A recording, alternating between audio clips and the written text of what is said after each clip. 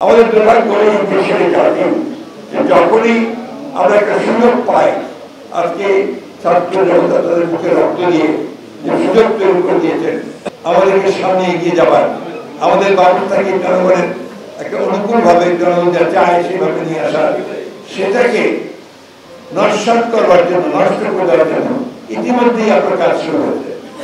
আমি অবাক হই যখন দেখি আমাদের অত্যন্ত শিক্ষিত মানুষেরা, সমাজে যাদের অত্যন্ত গুরুত্ব আছে, তারাও যখন বিভিন্ন রকম কথা বলেন যে অত্যন্ত বিভ্রান্তিপূর্ণ। যারা দায়িত্ব পেয়েছেন, এই সরকার যাদেরকে দায়িত্ব দিয়েছেন, তাদের মধ্যে অনেকে যখন বলেন যে নতুন দল তৈরি করতে হবে, তখন বিস্মিত না হয়ে পড়া যায় না। এই এখতিয়ার ওনাকে কে দিয়েছে? উনি এই দায়িত্ব পেলেন কোথায় যে তিনি বলবেন যে নতুন দল তৈরি করতে হবে? তাহলে আমরা কি করে জনগণ ভাববে যে এরা নিরপেক্ষভাবে কাজ করছে? দ্বিতীয়ত দেখবেন বেশ কিছু সংগঠন, বেশ কিছু গোষ্ঠী তারা ইতিমধ্যে কাজ শুরু করেছেন যে এই অন্তর্বর্তীকালীন সরকারকে অনির্দিষ্টকালের জন্য রাখা হোক। তারা একেবারেই পরিবর্তন করে দেবে, সমস্ত সংস্কার তারাই করে দেবে। তাহলে জনগণের তো দরকার নেই, পার্লামেন্টের দরকার নেই। আমি যখন আজকে পত্রিকার নাম বলছি না, একটি পত্রিকায় দিয়েছে একটা জরিপের বরাদ দিয়ে, এইগুলো কারা করেছে আমি কি করতে পারবো না, নাম দিয়েছে ব্র্যাক ইনস্টিটিউট।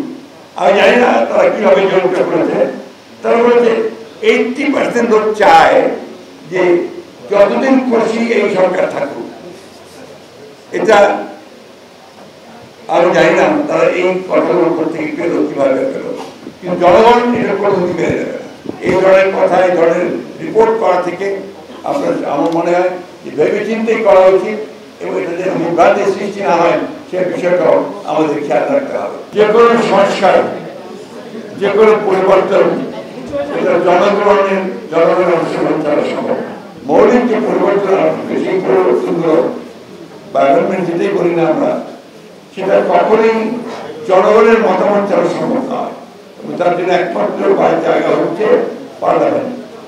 সুতরাং পার্লামেন্ট নির্বাচন করতে হবে, সেটা যেন একেবারে অত্যন্ত অবাধ সুষ্ঠুভাবে হয়। সেই জন্য আমরা বলেছি যে একটা নিরপেক্ষ সরকারের অধীনে সে নির্বাচন হতে হবে এবং নিরপেক্ষ অবাধ নির্বাচন হতে হবে।